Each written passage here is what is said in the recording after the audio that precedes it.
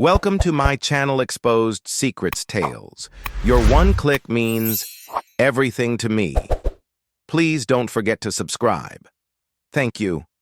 I'm Adrian, the man who thought he understood his marriage better than anyone else. It all started with something so small, so ordinary, that it should have meant nothing. A folded slip of paper tucked inside the deep pocket of my wife Claire's winter coat. It was a chilly evening in late December when I reached for her coat, intending to hang it properly, in the hallway. That's when I felt it, the thin crinkle of paper against my fingers. Curious, I pulled it free. It was a gift receipt. Not unusual, not suspicious at first glance. But what stopped my breath was the handwriting on the attached note. It wasn't mine, and it wasn't addressed to me. To Michael from C. Michael. The name struck through me like a cold knife. I stood frozen in the hallway, the receipt trembling in my hand. The coat still carried Claire's faint perfume, lavender and warmth, and yet the note burned against me as though it belonged to a stranger. My wife had bought a gift for another man. At first, I tried to reason with myself. Maybe it was a harmless gesture. A colleague, a relative, someone she simply wanted to thank. Claire was generous by nature, always thoughtful with gifts. But why sign it with just the letter C? Why hide it deep in her coat pocket instead of leaving it openly with the wrapping? The questions raced through me, growing louder with each passing second. I heard her footsteps upstairs. The sound of her humming a soft tune as she prepared for bed. My heart thudded against my ribs. I could not confront her.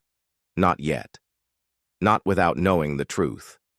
If I accused her now, she might twist the story, laugh it off, or worse, shut herself away from me entirely. So I folded the receipt back, careful to keep it exactly as I had found it. I placed it inside the pocket once more, my fingers shaking. Then I stepped back, watching the coat sway slightly on the rack, as if it, too, carried the weight of betrayal. That night, I lay beside Claire in bed, listening to her slow breathing. She looked peaceful, untouched by the storm raging in my chest. I studied her face in the dim light from the window. Every detail was familiar, the curve of her cheek, the way her lashes brushed against her skin. Yet now I wondered if I truly knew her at all. Sleep would not come to me. Instead, I planned. If this receipt was the beginning of something hidden, I needed to uncover the rest. I would watch, listen, and gather every clue until I understood what Claire was keeping from me. But as I turned to look at her once more, she stirred suddenly, whispering a name in her half-sleep. It wasn't mine. It was his. Michael. My blood ran cold, and in that moment I knew the receipt was not just a forgotten slip of paper. It was the key to a truth I wasn't ready to face. I clenched my fists beneath the blanket, staring at the ceiling as my heart pounded. The storm had only just begun. I woke before dawn, my mind still tangled in her whisper. Michael. The name echoed.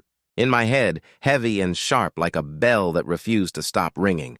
Claire slept peacefully beside me, unaware of the darkness growing inside my chest.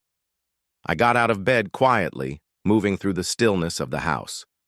The gift receipt weighed on my thoughts as much as it had in my hands. I needed answers, but how could I begin without tipping her off? At breakfast, I tried to act normal.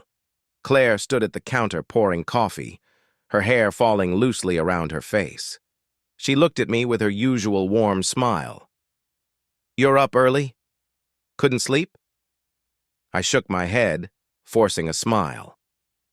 "Just a lot on my mind." She nodded, sliding the mug across the table. "December always does that to you. You get lost in work, in numbers and deadlines. You never really rest until January." Her words should have comforted me, but instead they cut deeper. Work. That's what she thought was on my mind. Not betrayal, not the whisper of another man's. Name from her lips. I studied her carefully. Every movement, every word. She seemed normal, almost too normal. She talked about grocery shopping, about her sister planning to visit, about what color she wanted for the living room curtains. Yet behind every sentence, I imagined a hidden world. Was she already planning when to meet him? Was he the first thing on her mind when I wasn't around? I left the table early, pretending I had calls to make. But truthfully, I couldn't stand the calmness in her voice, the serenity in her eyes, while I drowned in suspicion. That evening, when she went to shower, I searched. Not through her phone, she guarded it too carefully for me to risk suspicion, but through the drawers in her study. I knew she kept small things there, cards, letters, and notes she didn't want misplaced. At first, I found nothing unusual. Bills, lists, an old journal half filled with recipes. But then, tucked between the pages of a magazine, I found another slip of paper. This one stopped me cold. It was a receipt for a men's watch. Expensive, elegant, the kind of gift that carried weight, meaning, and once again, it was not addressed. To me. To Michael, may time always remind you of me. See. My chest tightened as though the words themselves had stolen the air from me. This was no casual gesture, no friendly exchange. It was personal, intimate. A piece of her she had given away, but not to me. Suddenly, I heard the sound of running. Water stop upstairs. My pulse quickened. If she came down now and found me here, bent over her secrets, what excuse could I give? I shoved the receipt back into its hiding place, my hands trembling. My reflection in the study window looked pale, unfamiliar. I barely recognized myself. When she came down moments later, wrapped in her robe, she smiled at me as though nothing had changed. "Adrian, are you coming to bed?" Her voice was soft, inviting, loving. But in that moment, it felt like poison. Forced a nod, following her upstairs. My body moved, but my soul lingered behind in that study, staring at the slip of paper that had shattered me. As I lay beside her once more, questions clawed at me. Who was Michael to her? How long had this been going on? Was I already too late to stop it?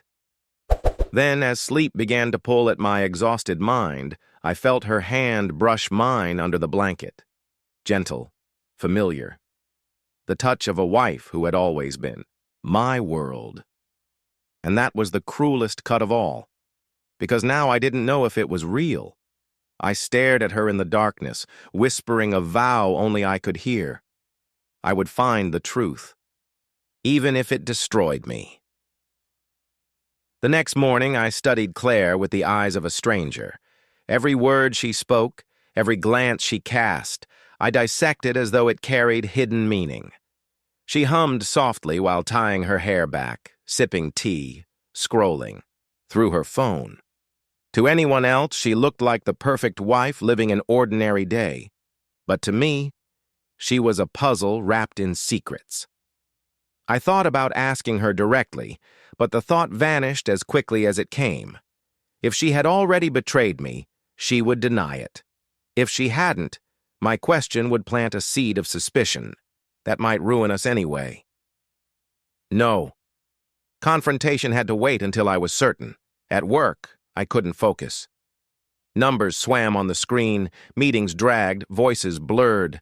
My mind returned again and again to the receipts, to the handwriting, to the name Michael. Who was he? A colleague, a friend, or something far worse? That evening, when Claire announced she was meeting a friend for dinner, my pulse quickened. "Which friend?" I asked, trying to sound casual. She hesitated for the briefest moment. "Anna," she said finally, naming one of her close friends from college. I nodded, but inside, doubt burned. If she was lying, this was my chance to uncover it. As she left, dressed in a soft blue dress I hadn't seen her wear in months, I followed her. My hands shook on the steering wheel as I kept my distance. Headlights dimmed. Each red light, each turn she took, felt like a test of fate. Finally, she pulled into the parking lot of a quiet restaurant on the edge of town. I parked far away, my heart thundering in my chest. She walked inside with a quickness to her step, glancing over her shoulder once. Did she know? Could she sense me trailing behind her shadow? I waited, watching the entrance. Minutes passed, like hours. Then, through the wide glass window, I saw her. Claire sat at a table for two. Across from her was a man I had never seen before. He was tall, well-dressed, with dark hair and a confident posture. He leaned closer to her as she laughed softly at something he said. "Michael." The name surged into me like lightning. It had to be him. I gripped the steering wheel so tightly that my knuckles whitened. Every part of me wanted to storm inside, to demand answers, to tear apart the false smile on her face. But I forced myself still. This was not the moment. I needed to see, to hear, to know more. After nearly an hour, they rose from the table together.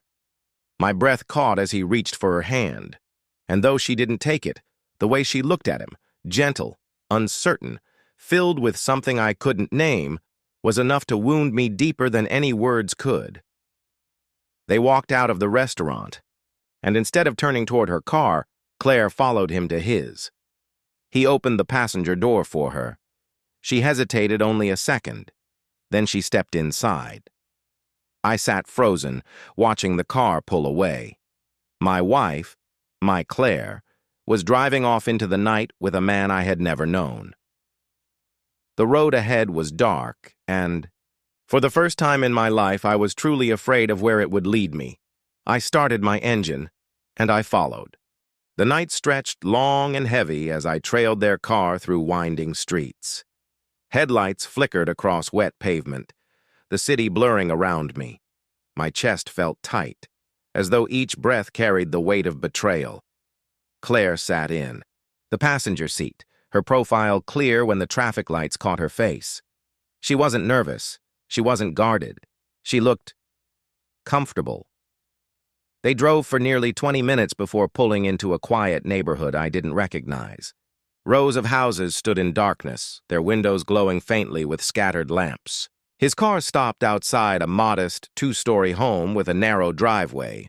I parked half a block away, hidden by shadows, watching as he got out and walked around to open the door for her again. Claire hesitated, looking around as though the silence pressed too loudly. My heart begged her to step back, to return to her car, to drive home with me none the wiser. But she didn't. She followed him up the short path to the door. He unlocked it, and together they disappeared inside. The sight shattered me.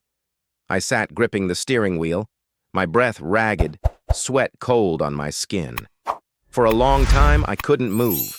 Every instinct screamed to run into that house, to drag her out, to demand an explanation. But fear held me back. What if the truth was worse than I imagined? What if she had already chosen him? Minutes passed, stretching into nearly an hour. Finally, the front door opened again. Claire stepped outside. Alone, her shoulders slightly hunched, her face unreadable in the dim porch light. She lingered, as if gathering herself before walking back to her car. She didn't see me when she drove away. I sat there, staring at the house. The man, Michael, had not come back out. A light in an upstairs window glowed faintly, and in that glow, I imagined him watching, smiling, waiting for her return another night. The drive home with Claire was silent, though she didn't know I followed. She arrived minutes before me, slipping quietly into the house. When I entered, I found her in the living room, a blanket wrapped around her, a book open on her lap. She looked up with a tired smile. "You're late. Busy day at work?" Her voice was calm, her eyes soft, as though nothing unusual had happened, as though she hadn't just spent hours in another man's company. I nodded stiffly, unable to trust my voice. My heart thundered in my ears as I sat across from her, watching her. Pretend to read. The lamplight painted her face in warmth, and yet I saw only shadows in her expression. That night, sleep was impossible. I lay awake, listening to her breathing once more, haunted by the image of her stepping into that house. By morning, my resolve had hardened.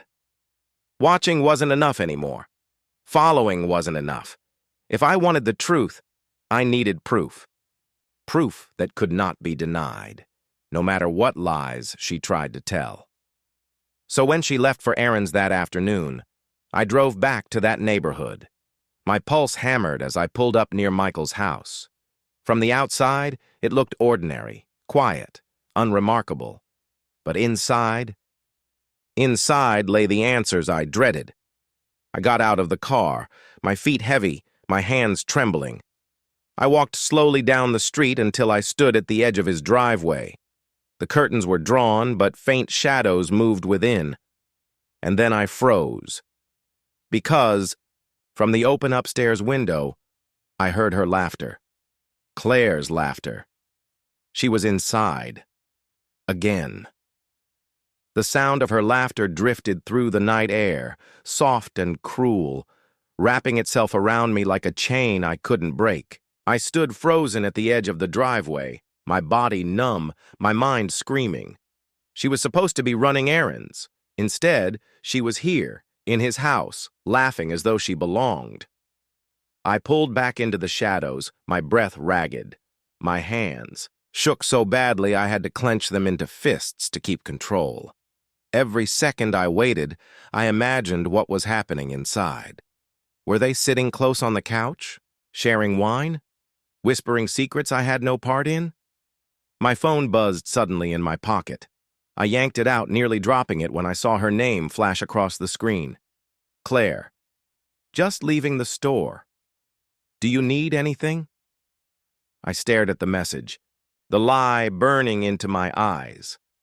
My chest tightened as anger and sorrow collided. She was lying to me, even as her laughter floated down from that window. I typed back slowly, my fingers stiff. No. Come home soon. Then I turned and left before rage pushed me to do something I would regret. Back home, I sat in the dark, waiting. When she walked in nearly an hour later, carrying a small grocery bag, she looked calm, casual, as though she had spent her afternoon among aisles and checkout counters. She kissed my cheek lightly. Sorry I took so long. The lines were terrible. Swallowed the bitterness rising in my throat and forced a smile. It's fine. But it wasn't fine. Not anymore.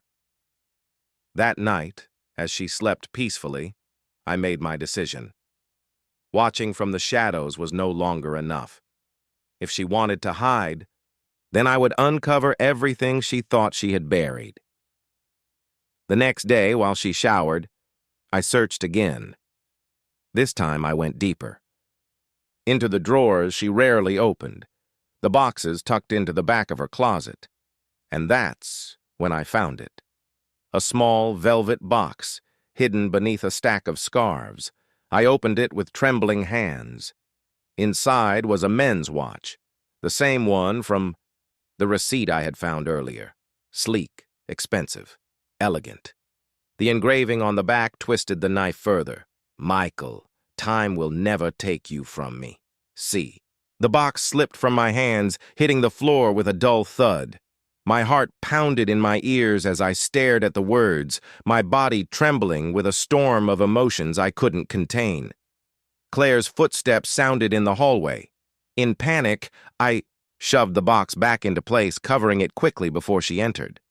She smiled at me, a towel wrapped around her hair, and kissed my cheek as though nothing was wrong. But everything was wrong. The proof was in my hands now. She hadn't just met him for dinner. She hadn't just laughed in his company. She had promised herself to him in words so final they carved scars into my soul. That night, as I lay beside her once again, I felt something inside me shift, love. And suspicion no longer fought quietly within me. They erupted, tearing me apart. I whispered into the darkness, though she couldn't hear. Why Claire? Why him? And just as the question left my lips, her phone buzzed on the nightstand. She stirred, half asleep, but didn't reach for it. I turned my head, staring at the screen as it lit up. One name glowed back at me. Michael. The name on her phone burned brighter than the screen itself, carving its way into my chest. My hand twitched with the urge to pick it up, to read every word he had written. But I stayed still, my heart pounding. If I reached for it and she woke, the game would be over too soon. She shifted, groaning softly before turning away from me. Her breathing deepened again. The phone buzzed once more, the glow fading after a few seconds. I couldn't sleep. Every time I closed my eyes, I saw his name. I saw her slipping into his house, laughing in his presence, hiding gifts meant for him. My wife, the woman I had trusted with every corner of my heart, was tethered to another man, and I was unraveling in silence. By morning, I had a plan. If she wouldn't give me the truth, I would take it for myself. When she left for work, I stayed behind, claiming I had a late meeting. As soon as her car disappeared, I went straight for her phone. She had left it charging on the kitchen counter, the screen dark, the device locked. But I knew her. I knew her birthdays, her codes, her patterns. My fingers trembled as I typed in the numbers I had seen her use countless times. On the third try, the phone unlocked. My stomach turned as I opened her messages. And there he was, Michael. Thread after thread of words filled the screen. At first, harmless greetings. Hope you're doing well. Good luck with your meeting. But then the tone shifted. I can't stop thinking about last night. When will I see you again? You make everything feel alive. Her replies were shorter, but no less devastating. Soon. You know I can't talk long. Last night meant something to me, too. Each sentence was a blade. With every word, I felt the life I knew slipping further away. But then, buried, deeper in the thread, I found something worse than I had imagined. A photo. It wasn't indecent, but it didn't need to be. Claire was smiling at the camera, sitting in a cafe I didn't recognize. Her eyes held a glow I hadn't seen directed at me in years. A glow of warmth, of affection, of love. My hands shook so violently I nearly dropped the phone. The truth was no longer hidden. It stared me in the face, undeniable, cruel. I shoved the phone back onto the counter just as I heard her car pull into the driveway. Panic ripped through me. I darted into the living room, pretending to read the newspaper. As she stepped inside, humming softly, her face calm and unsuspecting. "Still here?" she asked with a smile. "I thought you had an early meeting." I forced a breath. Got pushed back. She nodded, slipping off her shoes, moving about the house as though nothing in the world was wrong. But I knew better now. I had seen it. All. The messages, the photo, the promise of another life she was hiding from me. That night, as she drifted into sleep beside me, I lay awake with my mind racing. What was I supposed to do now? Confront her? Demand the truth? Or keep watching until the lies consumed her? I stared at the ceiling, my chest burning with the weight of betrayal. And then, through the silence, I heard her murmur again in her sleep. "Michael, soon." My heart stopped. The words slid from her lips like a dagger, piercing whatever remained of my fragile hope. I stared at her in the darkness, my chest hollow, my thoughts a storm that refused to quiet. She wasn't dreaming of me. She was dreaming of him. The next morning I could barely look at her. She brewed coffee, humming softly, moving around the kitchen with the same ease she always had. To her, life was normal. To me, every detail was poisoned. "Are you all right?" she asked, studying me with gentle concern. I nodded quickly, forcing a smile that felt like it might shatter my face. "Just tired." She kissed my cheek lightly before leaving for work, her perfume lingering in the air long after the sound of her car faded. And in that silence, I made my decision. Watching wasn't enough. Reading her messages wasn't enough. I needed to hear the truth with my own ears. That evening, I parked near Michael's house, hidden in the shadows. The hours dragged by, the sky darkening as I sat with my heart pounding. Finally, her car appeared. She parked 2 houses down and walked quickly up the path to his door. He was waiting there, and when he opened it, they didn't hesitate. They embraced. Tight, familiar, too long to be mistaken as anything innocent.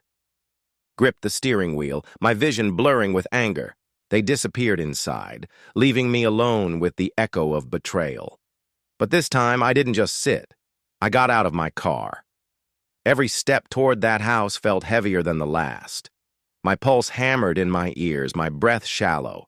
I stopped just short of the porch, close enough to hear voices through the half-open window. At first, only fragments reached me. Laughter, soft words, then clearer. "You shouldn't have bought me the watch, Claire," his voice said. "It's too much." Her reply was muffled, but the warmth in her tone was unmistakable. "You deserve it. You've given me something I thought I'd lost forever." A pause. My chest tightened. "And what about Adrian?" Michael asked softly. "What if he finds out?" Her silence was deafening. My name, spoken in another man's house, in another man's arms. Finally, her voice broke through, low and trembling. "He won't. Not if we're careful." The world tilted beneath me. My hands shook against the railing, rage and heartbreak, threatening to consume me all at once. She wasn't just hiding affection. She was building a secret life, carving pieces of her soul to give away while leaving me in the dark.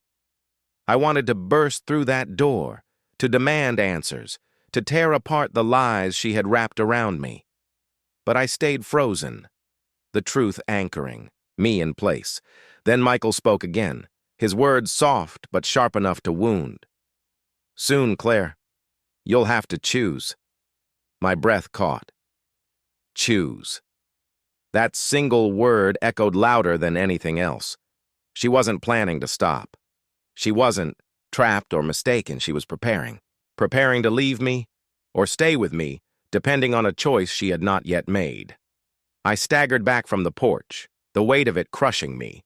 My wife, the woman I had loved more than life itself, was standing at a crossroads, and I wasn't sure if she would choose me at all. As I stumbled back into the shadows, one thought blazed inside me, cold and merciless. If she wouldn't tell me the truth herself, I would force her to. The decision burned in my chest, heavy but certain. Days of silence had eaten me alive, and nights of hearing her whisper another man's name had broken something I could no longer repair. The time for waiting was over. The next evening, Claire came home later than usual. She set her bag down by the door, her smile faint but forced. I watched her carefully from the living room, my heart pounding. "Long day?" I asked, my voice steady, despite the storm inside me. She nodded, brushing a strand of hair behind her ear. "Traffic was terrible. I'm exhausted." A lie. Another lie. My fists clenched, but I stayed calm. "Sit down," I said quietly. She hesitated, sensing something in my tone, then slowly lowered herself onto the couch. Her eyes met mine, searching. "Adrian, what's wrong?" I reached into my pocket and pulled out the slip of paper, the gift receipt I had found in her coat days ago. I placed it on the coffee table between us. Her face went pale. "Claire," I whispered, my voice breaking. "Who is Michael?" Silence filled the room, louder than any shout could have been. She looked down at her hands, her lips trembling, her chest rising and falling too quickly. Finally, she spoke. He's Someone I met months ago at a conference. We started talking, and then I don't know how it happened, but it did. Her words sliced through me, honest, simple, cruel. I wanted to scream, to demand how she could betray me so easily, but all I could manage was a whisper. Why? Tears welled in her eyes. Because I felt invisible, Adrian. I felt like you stopped seeing me years ago. I tried to tell myself it was fine, that marriages go through seasons. But then Michael came, and suddenly I felt alive again. Her confession crushed me in ways I hadn't expected. It wasn't just betrayal, it was emptiness, neglect, years of silence between us now given a voice. Alive? I said bitterly, my throat tight. And what about me, Claire? What about the life we built together? Was that not real to you? Her tears fell, splashing onto her hands. It was real. It is real. But somewhere along the way, I lost myself. And Michael reminded me of who I was before. The weight of her words sank deep. I had searched for proof, for secrets, for lies. But the truth was worse than I imagined. It was not just another man. It was her own longing for something she believed I couldn't give her anymore. The silence stretched, heavy and unbearable. Finally, she whispered, I never wanted to hurt you. I thought I could control it. But now, I know I can't. I stood slowly, my body trembling, my world shattering beneath me. So what happens now? Her eyes lifted to mine, red and broken. She didn't answer. She didn't have to. I could see it in her silence, in the emptiness between us. The choice she had to make would decide if I still had a wife.